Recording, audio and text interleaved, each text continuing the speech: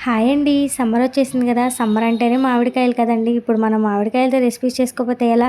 ఇవాళ మనం మామిడికాయ రెసిపీ చూసేద్దామా? అంటే మామిడికాయతో పచ్చి మామిడికాయతో పులిహోర చేసేద్దాం. ముందుగా ఒక గ్లాస్ రైస్‌ని తీసుకొని 2 టైమ్స్ కడుక్కొని, కొంచెం ఆయిల్ వేసుకొని, ఎసరు పెట్టుకొని స్టవ్ వెలిగించుకోవాలి. తర్వాత మామిడికాయకి చెక్కు తీసేసుకొని బాగా సన్నగా తురుముకోవాలి. తర్వాత ఇప్పుడు మనం పోపు కోసం అయితే 4 పచ్చిమిర్చి చీలికలుగా కట్ చేసుకొని, కొంచెం కొత్తిమీర, కరివేపాకు, వేరుశనగ గుళ్ళు, జీడిపప్పు, అలాగే కొంచెం ఇంగువ తీసుకోవాలి.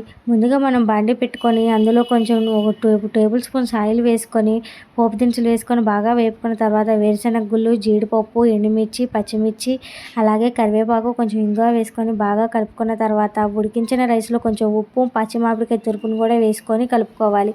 ఇప్పుడు మన పోపు దినుసులు కూడా వేగిపోతాయి కదండీ! ఇందులో కొంచెం మామిడికాయ తురుముని వేసుకొని, అలాగే కొంచెం పసుపు వేసుకొని బాగా కలుపుకున్న తర్వాత మనం ముందుగా ఉడికించి పెట్టుకున్న రైస్‌లో ఈ మిశ్రమాన్ని కలిపేయటమే. మనం పచ్చి మామిడికాయ తురుముని మనం రైస్‌లో కొంచెం పచ్చిది వేయాలండి. అలా వేస్తే టేస్ట్ ఎన్హాన్స్ అవుతుంది.